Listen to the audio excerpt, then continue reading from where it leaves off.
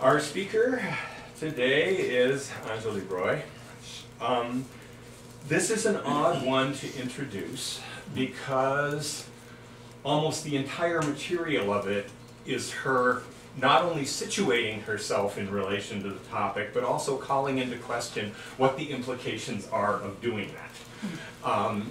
And trying to figure out what happens when you start engaging with your life narratives and really taking that on as a major project. I was telling her yesterday, this has become so pervasive because of technology, among other things.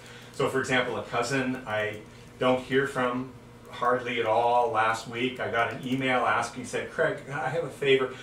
Could I have your DNA analyzed? I've been doing some genealogical work, and you're on the male line, which means I think I can figure out a problem about illegitimacy in the 1870s. I'll pay for it.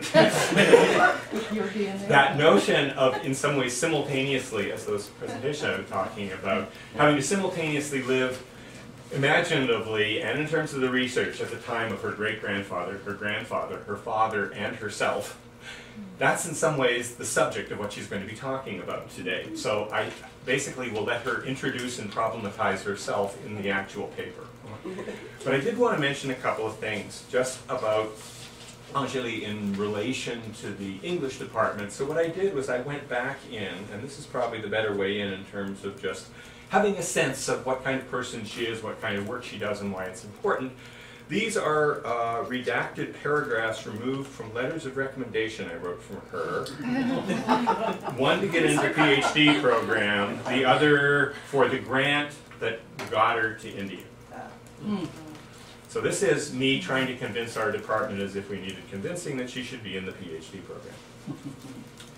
What struck me most about Ms. Roy as a student was her keen interest in so many aspects of the program.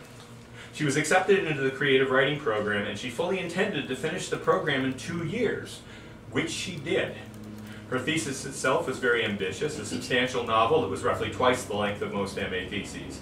And yet she not only managed to finish her coursework in the allotted time, and her novel as well, within the university deadlines for theses, which essentially meant that she was done by mid-March in her final semester, but also to serve as a graduate assistant and mentor for a number of courses.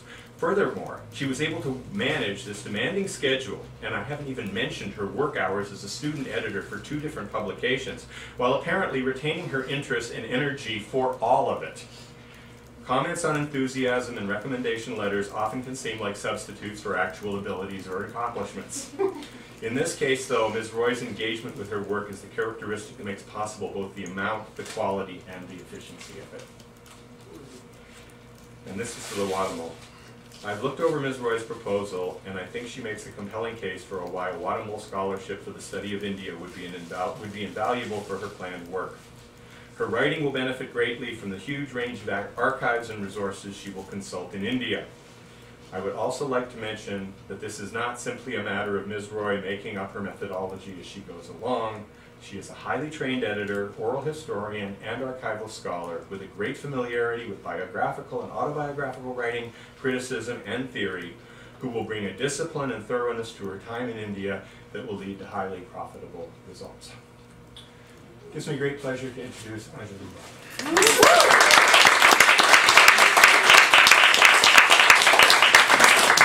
Thank you, Craig. That was, yeah.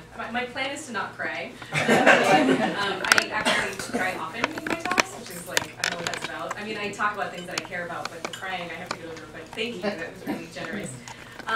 Yeah, the Wadamul Scholarship for the Study of India enabled me to go on this trip last summer. Had I not gotten that funding, I would not have been able to go. So I just want to say thank you to the Wadamuls, to the folks who are on the review committee for the scholarship. It was life-changing. Which I think I'll hope to be able to give you a glimpse of in this talk. I actually met Indira Wadamul last summer, and I embarrassed myself by thanking her so much, I think. But it was really important, so I'm incredibly grateful for that. I want to say thank you to the Center for South Asian Studies, to Monisha in particular, and to Ikza for helping to organize this talk. Monisha was, yeah, thank you so much. Monisha was really important also in this process because I actually intended to go to India in 2012, but was unable to because of my health. So being able to navigate that was really important. So thank you, Monisha. Thank you also to the Center for Biographical Research, of course to Craig and Stan, who are amazing, and to Aiko, who makes everything better that she puts her hands on. You know, I am so grateful for the recommenders, for Craig, for your willingness to support me in this project. I also want to thank Caroline Sinabayana and S. Shankar, who's not here, but to have the support of these scholars and creative writers who I respect so much was really important for me. I want to thank Ned Burtz also, who's also here next to Monisha. He was my on-the-ground support while I was in Delhi, sort of throwing fits at first because it was so hot, 118 degrees. So thank you for seeing me through that, Ned, and for being available to me throughout this whole process. Do you want me to cry now? And I would be remiss if I didn't thank Donovan Kuhio-Collins, my partner in the back, who came with me for 5 weeks during this journey and midwifed the story in so many ways. And it was a really physically demanding, challenging trip. And so to have him there with me was incredible. And also to have my father there was really amazing too. So, and they overlapped, these two men in my life, so that was nice also. Okay, I'm gonna get started now. Okay, I wrote myself a script because otherwise I'll ramble. Okay, I'm working on a story about my family. This chapter has to do with my father's emigration at age 8 to the US in 1950 to the segregated South. My father's father, who I never met, had been given a teaching job at the University of North Carolina, teaching mathematics. But what was our family's story before then? When I was 18 and told my dad I wanted to be a writer, he told me I was descended from a great journalist. That was all I knew of my great-grandfather at the time. Before last summer, I had been to India only 20 years before, when I was 11, for a 2-week trip. I wanted to know, what would it mean to uncover my family's stories, to connect with family members, to sew us back together, I'm already crying, to sew us back together again across the land and water and decades that separate us from our histories. I started thinking about backstitches, how there are those who live and drive the story forward, and those of us who loop back to preserve and recover, to make sure the story stays strong, stays alive. I wanted to visit places that my father hadn't returned to since he was a boy. Despite the dozens of trips he's made back to India since he left, the childhood home where he lived in Kolkata, the boarding school he attended from ages 4 to 8 years old in the Himalayas, the Indian Statistical Institute where his father had worked. He hadn't been to any of these places since he left. I wanted to chart our families, to know these stories. Because my father's father, my Takuda, because he was a well-known mathematician, I started my search by what I could find out about him online. And this might go against part of Craig's recommendations about me being a skilled researcher. Like all good research, mine ended up starting with Wikipedia. I didn't know that my Takuda was on Wikipedia. This was the first entry that came back when I Googled his name. I'm not joking. Because the language looks similar to his obituaries printed in the North Carolina newspapers that I later found, I assumed this text was created by one of my Takuda students, a colleague maybe. The line that caught my eye, however, was the one that reads, quote, "His father, Kalinath Ray, was a freedom fighter of the newspaper The Tribune, then publishing in Lahore." It mentioned that he was in prison for speaking out against the British too. Freedom fighter. I heard that he was a principal journalist, but I never knew this. Was this the diaspora at work, exaggerated across oceans and continents, the story of my Takuda's family? Was this family lore or historical record? The additional pieces of information I found online seem to corroborate Kalinath's position as a genuine historical figure. What's in front of you now is actually Gandhi's condolence letter that he sent to my Takuda when Kalinath passed away. So he says, "You may know that your father and I were friends. We often met and exchanged views. My condolences to you all." So this kind of felt like, oh, all right, Gandhi's writing a letter. Okay. In addition to that, I found in Gandhi's kind of collection of pieces that there were a number of letters that he'd written lobbying for Kalinath's release from prison as well. So that kind of also made me start thinking like, okay, this is a legitimate historical figure. Strange materials that I also started to find, there was this, which is Pondicherry's entrance examination, which is, you can find online. for their master's in communication. This is dated from 2010. Question number 53 asks, Kalinath Ray was associated with which newspaper?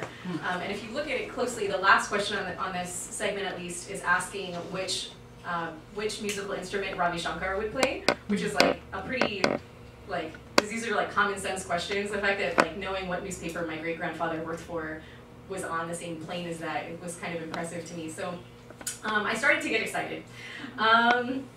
But then I started thinking, surely my cousins know about this. My cousins in India, right? My uncles, my aunties must know the story. I started posting and sharing this information on social media, on Facebook. However, my family in India was as surprised and as excited by this information as my family in California. I even found online a segment of a response to Kalinath's appeal when he was in jail, where it was recommended that the appeal be dismissed. So this was the kind of start of the real documents that I was interested in unveiling. But by far the best resource I found before traveling to India was V.N. Datta's history book. So it's, it's written in praise of the newspaper, so I knew that this was going to be a favorable kind of telling of who my great-grandfather was. So I wasn't surprised by how loving these descriptions were. He was described as a principled and determined journalist who operated with wisdom and restraint during an oppressive regime. I spent some time looking for Datta's contact information to thank him, to see if I could meet him. This is, when I found out that I got the funding to go to India, I was like, of course I want to meet this person. But ultimately I was unsuccessful. I couldn't find any information for him online, so I ended up going another direction. But I did start to wonder, right? So how could my Takuda, my father's father, the son of a freedom fighter who was so deeply committed to his country, leave the newly independent India and never look back? What does that say of our family's legacy, of us? After a series of phone calls over Skype, during which I presented myself as a researcher to whomever answered the phone, I found out, confirmed, and reconfirmed that the Tribune's official, complete, and public archive was in Delhi, at the Nehru Memorial Museum and Library.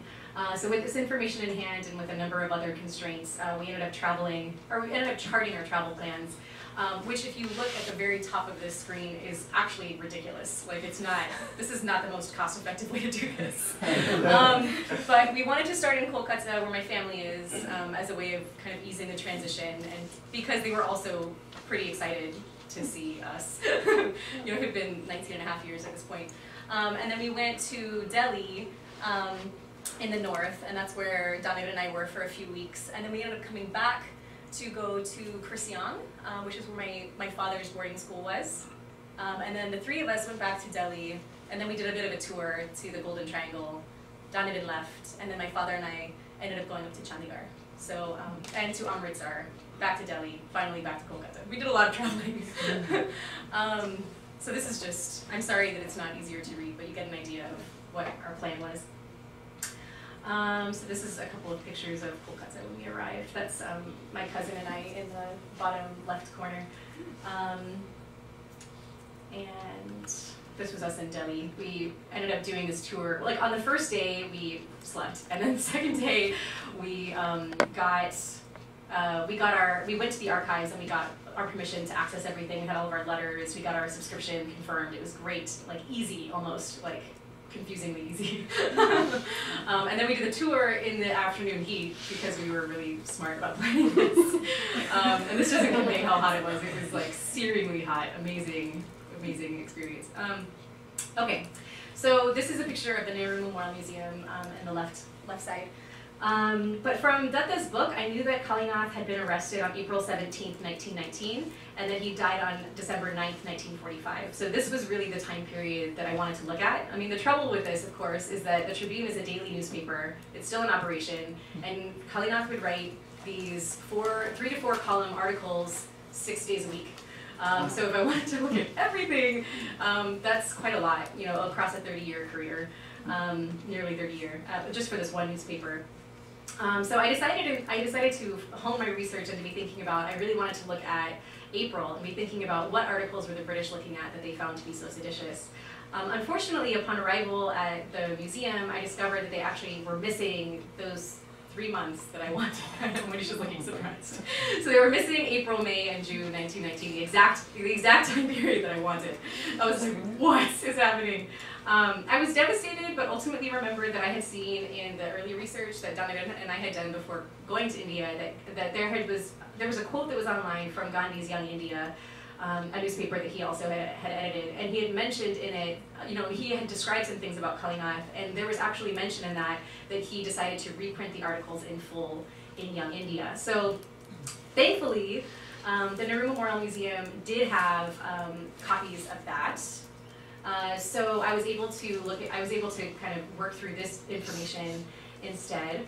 And not only had Gandhi reprinted these seditious articles in full, but he'd also printed Kalinath's mercy pleas and updates on his incarceration. So this became really invaluable, the kind of contextual information that I was able to find in this.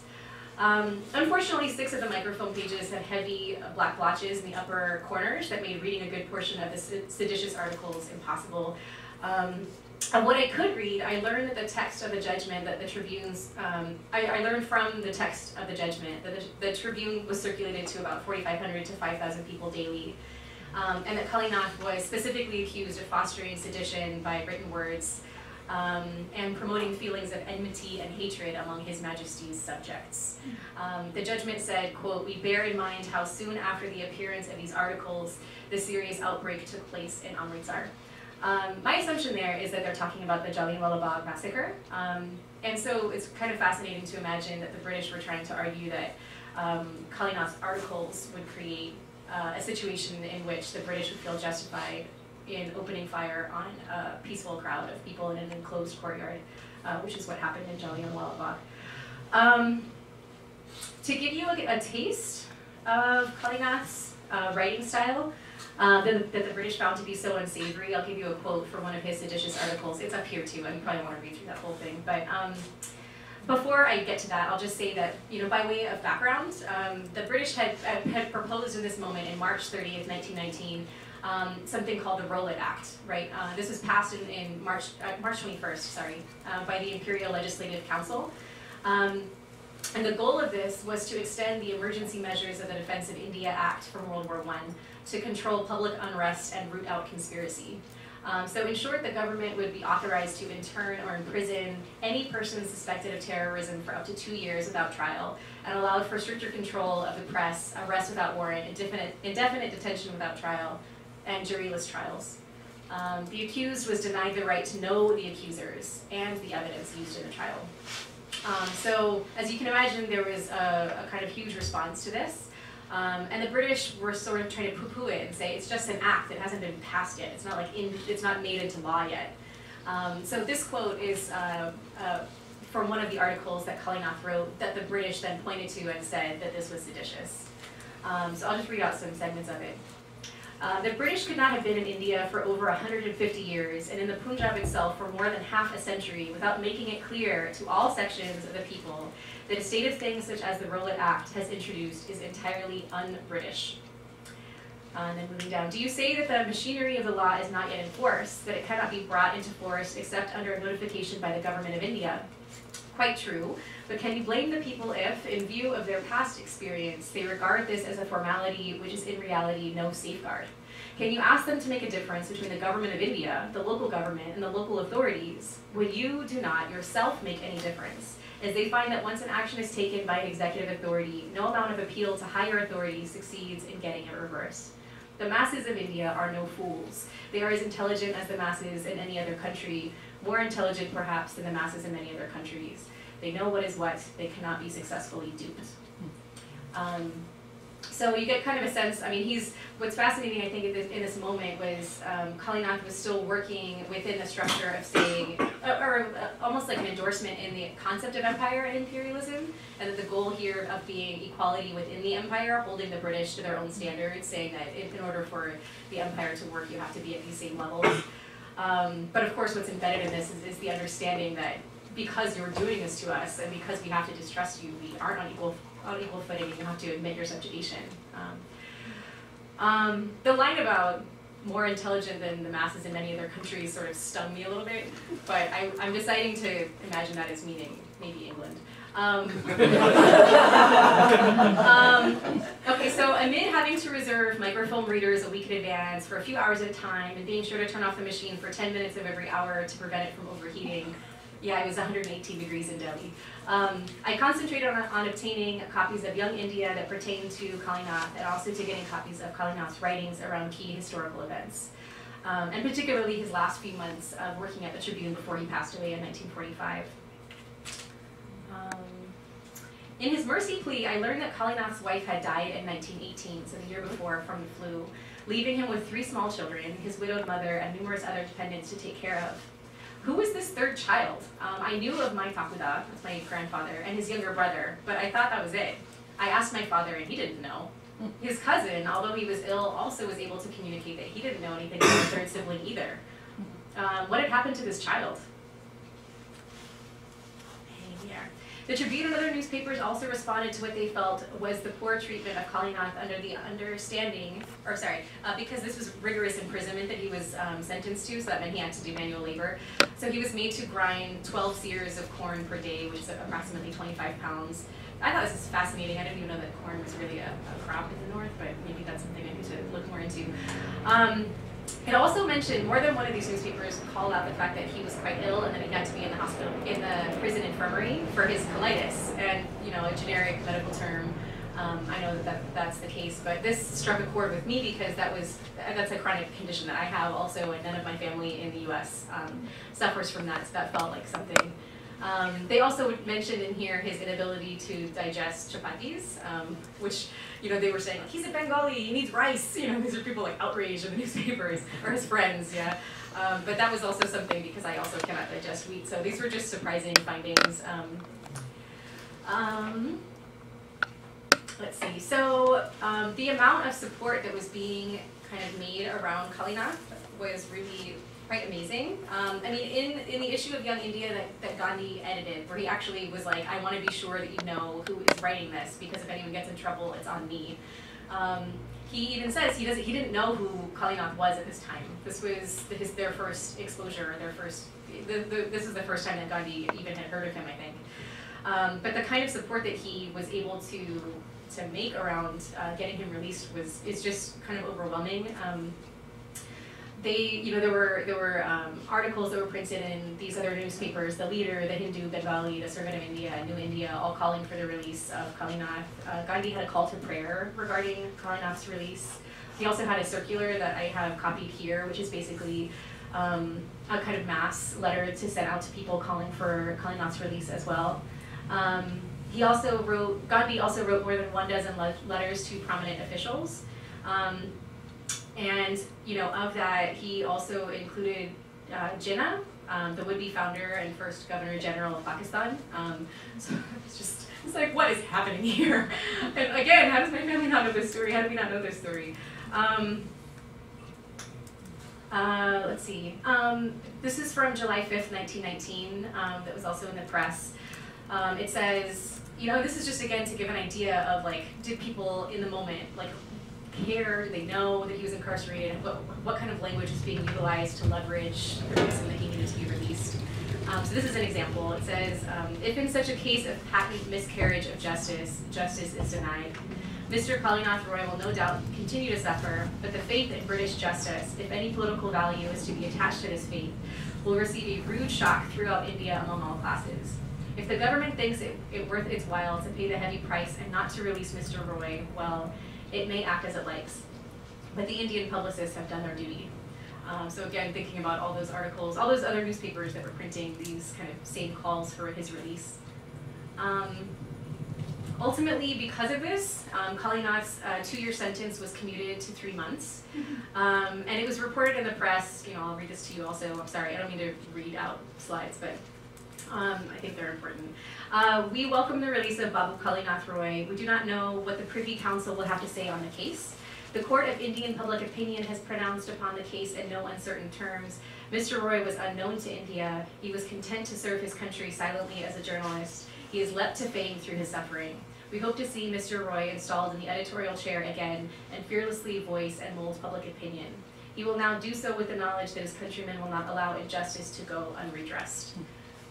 So I'm powerful, powerful words. In the National Archives, I found some government letters regarding Kalinath's case, including reprints of all of these seditious articles, so including the stuff that I had already found in Young India, but this was all retyped. And it also included annotations by the courts, legibly and in full, about what they found to be so seditious about these texts. So that was really amazing. At the end of the document that I found was the final letter, which is on the right, which was calling for, one of the lines here that says, this is regarding his appeal. So again, sorry, just to back up, he had been commuted, he had been released, but he still had the conviction on his record, and he was still appealing it. And he had to pay the fine, right? So he was still fighting to appeal this because the whole process had been unjust in his opinion, and other people's opinions too. So this letter says, quote, "Their lordships feel that any avoidable delay would constitute a grave public scandal." So this person was recommending that the appeal be moved forward. So at this point, I had access to all the articles. That was my original goal. But to stop at this point would have been to have to accept that what the British retyped in their court documents was accurate and not taken out of context. And I wasn't comfortable with that. So at this point, it became clear to me that if I wanted to have copies of his seditious articles in their full original form, I was going to have to find another source. So how to do that, right? The official archive didn't have these months. But of course, at this point, I'm starting to think, the Tribune is still in existence. Maybe they have an archive. I knew that they had moved offices. They had originally been located in Lahore, and then they had moved 2 or 3 times after partition. So that started to give me a little bit, made me a little bit worrisome or worried, because I was thinking, of course, how do you transport all of these documents amid partition? So I didn't want to get my hopes up, but I had tried calling the Tribune offices, and I had tried emailing, and I had not heard back. And at this point, I was feeling a little bit shy also. I don't know, I was kind of like losing my gumption, I guess. Anjoli, I thought you said you found the articles reproduced in Young India. I did, but I wanted to find them. They were not like the scanned originals in the Tribune, so I wanted to see them in their actual original form from the Tribune itself. Does that make sense? So looking at the kind of peripheral information. Reprinted in another publication. Yes, exactly. So you wanted to see whether it matched. Yeah, I feel like if I wanted a rigorous archive, so in order to do that, I felt like I needed to access the originals, and I needed to do the work to see if that was possible, or at least exhaust the possibilities. And also context in the original publication, seeing what are the other articles around it, and whether there were ancillary articles and so on and so forth. Right, yeah. So at this point, I had looked at the Tribune's masthead, and I found the names of their editors, and this is kind of embarrassing, but I went on Facebook, and I was like, why not? You never know. And I found the editor-in-chief on Facebook, and I friend requested him. I was like, you don't know, like, why not? Why not try? And he accepted the friend request almost right away. And I wrote him, and I said, and I introduced myself this time as the great-granddaughter of Kalinath Ray, and would he be willing to meet with me?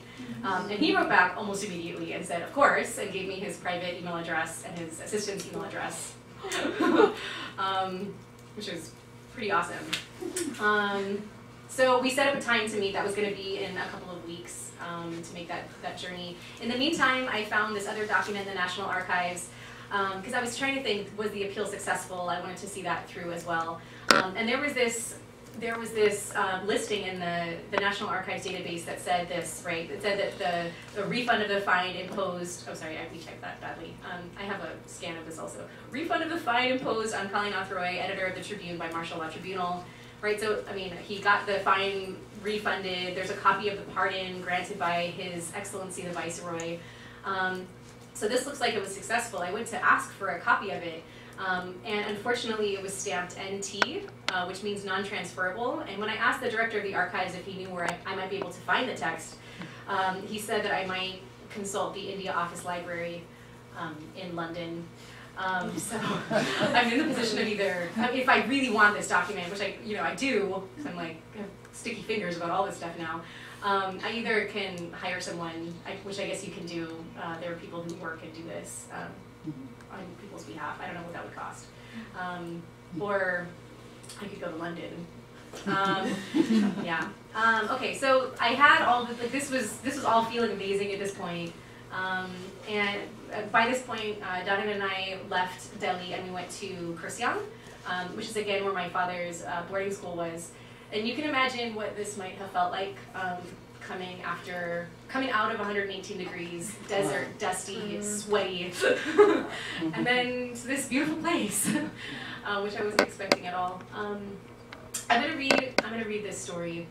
There's not gonna be enough time for everything today, but that's okay. This is something that I've been working on, which is not perfect, but here you go. I titled it Love Letter to Kurseong. I wasn't expecting to fall in love with Kurseong. From what I'd heard about my father's childhood, this mountain town was a sad place where he was sent as a 4-year-old who had fallen so far into the depths of despair over losing his beloved Dadu that he was sent away. I thanked your Takuma later, he said, shaking a strong fist, for sending me away and making me become a man. She just hung her head though when I said that. He shook his head with that last line like it was silly for her to have felt bad for sending her baby away. She didn't want to do it, I asked. Her sisters made her, I think. So he was sent to boarding school in Kurseong, 4,680 odd feet in the sky on the very top of a very small segment of the Himalayas, 364 miles from home in Kolkata, where his older brother, mother, and father continued living before partition. Dad spent 4 years in Kurseong until he was 8 years old, only returning to his family for holidays. The school itself, called Dow Hill, was actually a Scottish girls' school at the time. It was only because he and his cousin were the nephews of their Mashi Bijoya, who taught history there, that they were enrolled. I can say that my father's time in Dow Hill wasn't happy. He was still grieving his deceased grandfather, who was his best friend, when he was torn from his family to go to this boarding school, which was a whole other kind of loss. And so he lived among a clutch of 1940s Scottish-descended teenage girls who made little boy bodies do what they wanted. I used to get in trouble for eating rotten fruits, he said, and for scraping chocolate off the floor to eat. He ran his fingernail across dry air when he said this, and laughed. Bijoya would strike me with bamboo poles, he would say, laughing, slicing the space between us. I wasn't starving, though. I've seen pictures of myself. I had full cheeks. That last bit added, as if to dull the blade. I had grown up with my dad telling offhand stories about this. In a sense, there were stories, these are the stories that brought me to Kurseong, that made me want to come to this place, my desire to unhook these hurting bits from his heart that he carried with him for maybe his whole life. It wasn't that bad, he told me over masala chow one morning. I was so little, what did I know?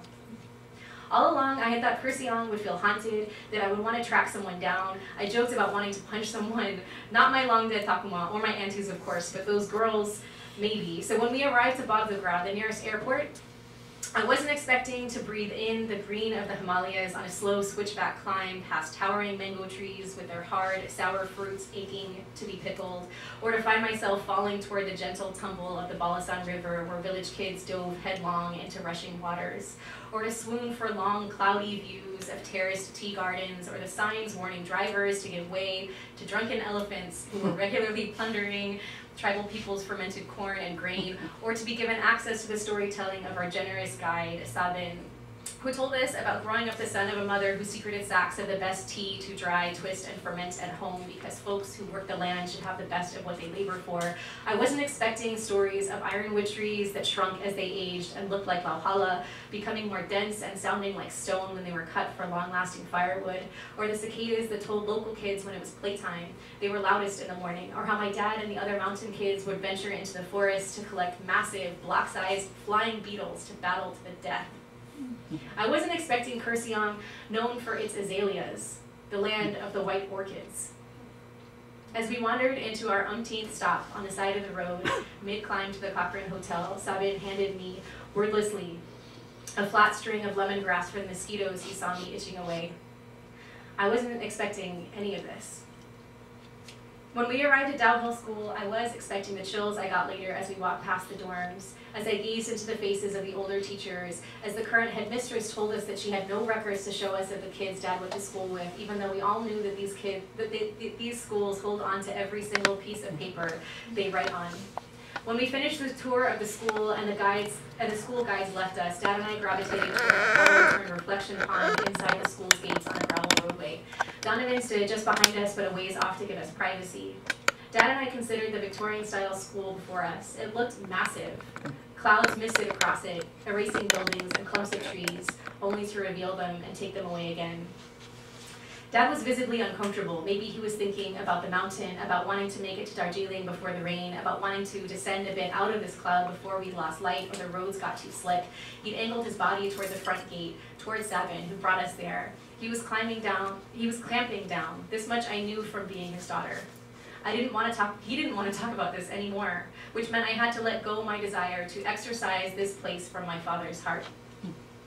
He surprised me when he did finally let the story go. When the clouds rolled in, bleaching everything around us like a bright white screen, he was finished. He shrugged hard, maybe not to communicate that he didn't know, so much as to indicate that he was shrugging the story out and off him. I stepped behind him and hugged him around the narrowest part of his back, pressing my ear to listen to his heartbeat thumping. Oh, this gut of mine. He smacked his belly, and the moment shattered just like that, as it must. Donovan appeared from the periphery, where I found out later he'd been taking pictures of us, me standing awkwardly in a mismatched kurti and leggings, eyes downcast, my thumbs hooked into backpack straps. Dad standing akimbo, confronting the school with what might have been a scowl on his face. It's hard to tell from the camera's angle, but I can't recall since I wasn't looking directly at him. But that's how I see his face in this moment, in my mind. Standing there helped. We had touched a core. We hadn't come to collect ledgers, to name names, or to clutch pain and hurt close to our hearts. We came to look this space in the face, to find those pieces Dad left in the forest and in this school as a child, and to hold them close, to tell them that they are not lost, that we carry them with us.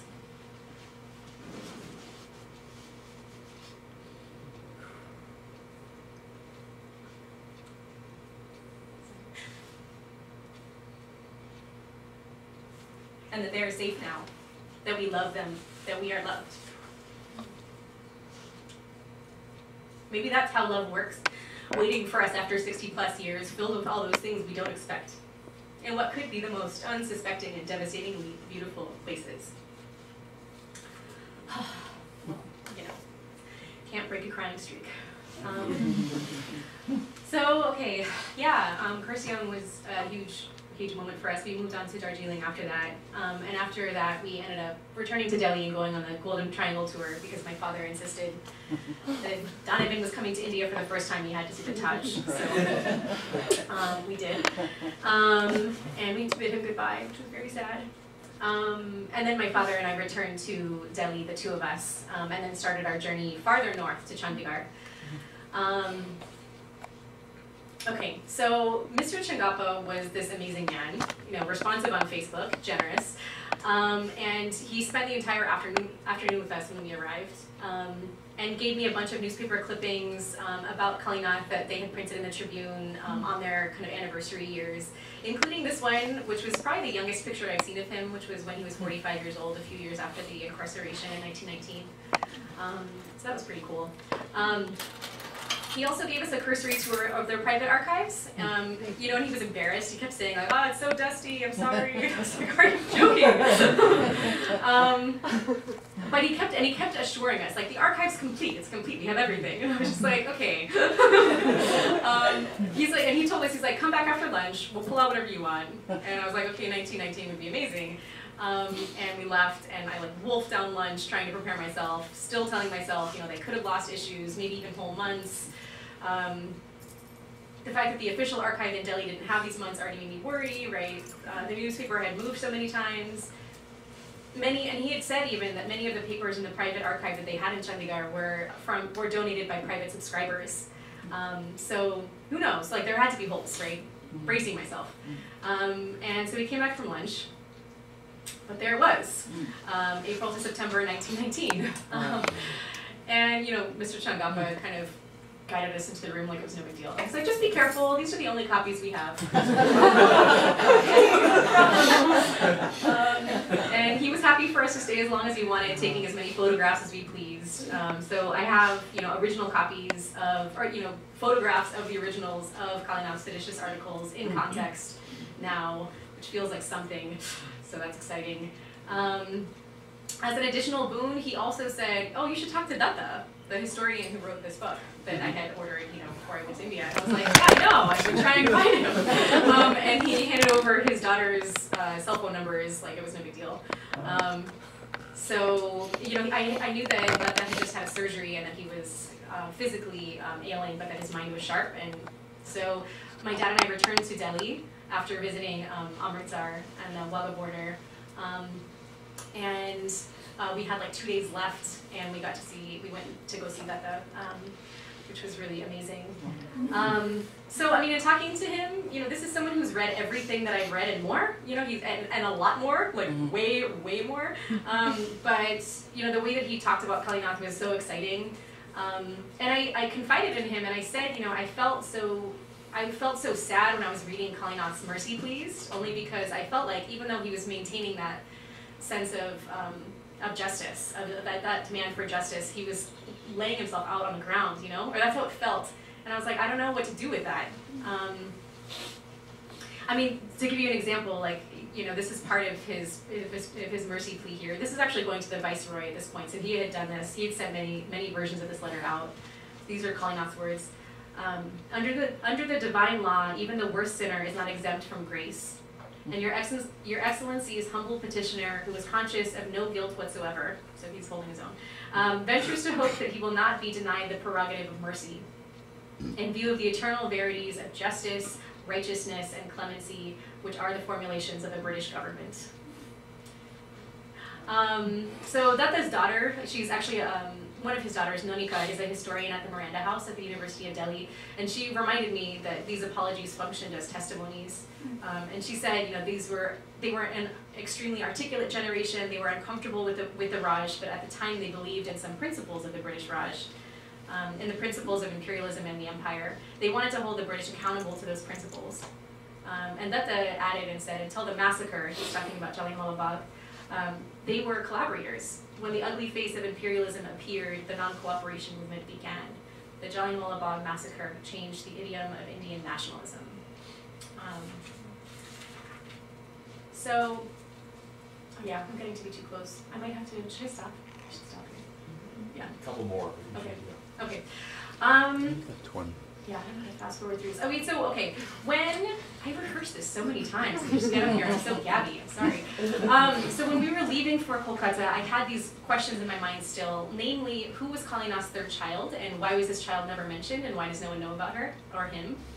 And I was thinking also, you know, who was Kalinath as a person, and what clues could we get regarding why my Kapula, my grandfather, decided to leave India and kind of never look back, you know?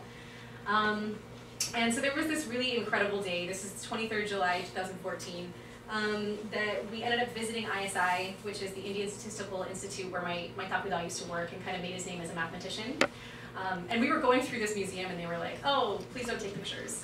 I was like, so I didn't take pictures, but obviously I did. But I'm like, this is my family. Like, at some point you start to be like, I get to take pictures of my grandfather. I get to. This is a picture of my grandfather, you know, when he's in his 40s, and this is him in the States. I actually have this picture. It's a family picture, like a copy of it on my, like in my bedroom, and I didn't realize that that's where this picture was from. It's kind of strange. But my dad said he didn't learn how to smile in pictures until they came to the U.S. But again, my dad had never been to this place. He never visited his father's, you know, stomping grounds, even despite the fact that he's been back to Kolkata so many times.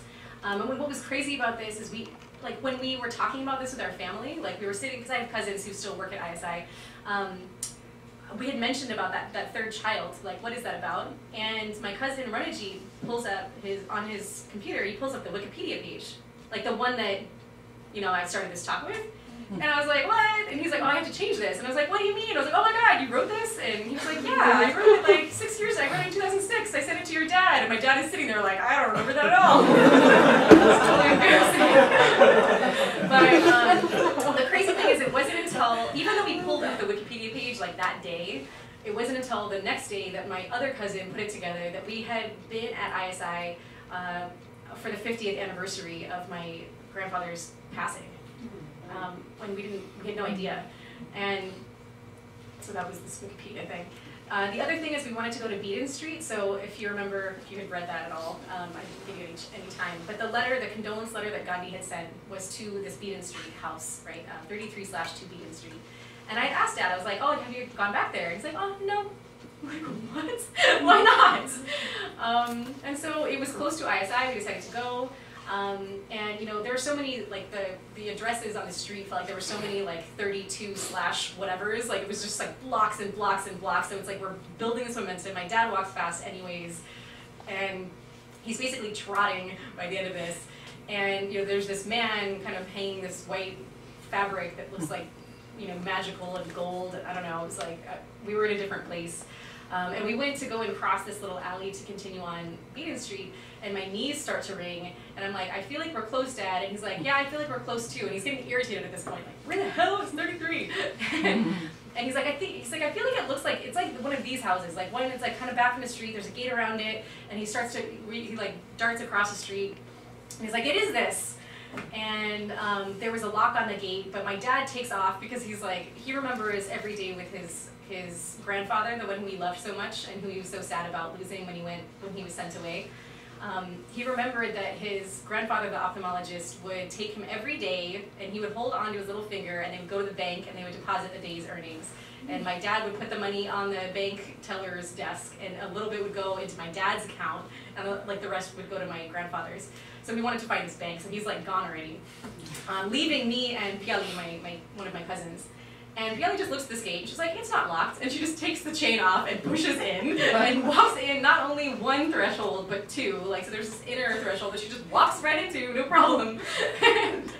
And we go inside, and she's calling out in Bengali, being, you know, just saying, like, is anyone there, is anyone there? And there are these women, who you see in the upper right-hand corner, and they end up having this conversation in Bengali, so I'm sitting here, of course, like, I don't speak Bengali, I should have said that earlier, so I'm just sitting there waiting, like, patiently, like, this is exciting, something is happening, I'm not sure what's happening yet. But it turned out that these women didn't know our family, but their mothers did, and their mothers had talked about us, and they had said, wait, you were talking about the ophthalmologist, and what about those ones that went to America? And my dad was like, me, I was the one who was taken to America. They gestured to the part of the house that our family had lived in. And you know, the fact that Gandhi had sent this letter to this address had kind of imbued it with additional meaning. And but it wasn't until, again, that evening that I was looking back at this death notice that was printed in the Tribune that I saw that Kalinath had died there also. He was actually on his way to Khulna, where his family was, and he stopped off in Kolkata maybe because he knew he wouldn't last, and he died there. And the last thing that I will say, I swear, is that, you know, I ended up being able to meet up with another one of our family members whose name is Moni Kaka. He's the one in the striped shirt in the top picture, who's 92 years old. He does not look 92. He's like, he's straight backed, 6 foot tall, like, knows everything, remembers everything. It's unreal. And not only was he able to fill in the gap about the missing child, Kalinath's missing child, who was a daughter named Tarulita, who died from TB when she was 18. But he also was able to tell us all kinds of stories about our family, like unlocking this for us or pushing it open as easily as my cousin had pushed open that unlocked door, you know, the day before. But he said, he was like, because we asked him, we're like, oh, so Gandhi sent that letter. And he was like, yeah, that was my first time meeting Gandhi. We're like, what? And he was like, yeah. He's like, Kalinath, he was getting his asthma attacks again, because he had asthma as well. He was having his last fit around 10. He expired by 1. Gandhi came in the morning by 8 or 9. There was only 3 of them. He didn't come with a crowd. He stayed for 30 minutes. Wow. I was like, what? So the house that we had been to, that my father hadn't been to in 64 years, was the site of all of this. You know, where Kalinath was for his last time, where Gandhi came to visit, where my dad had lived as a child and loved, you know, all these people. So it was, yeah, it was a really amazing trip. And I'm left with these questions of not really knowing what to do. I mean, I know what to do with pieces of these things, but I feel like the challenge for me is thinking about how do I write this into stories for my family, and how do I do that in such a way that does them justice when I'm not this scholar, this historian, you know, that I feel like would do a better job of writing these things than I would. But this is what I'm kind of left with. Thank you all for being here, by the way.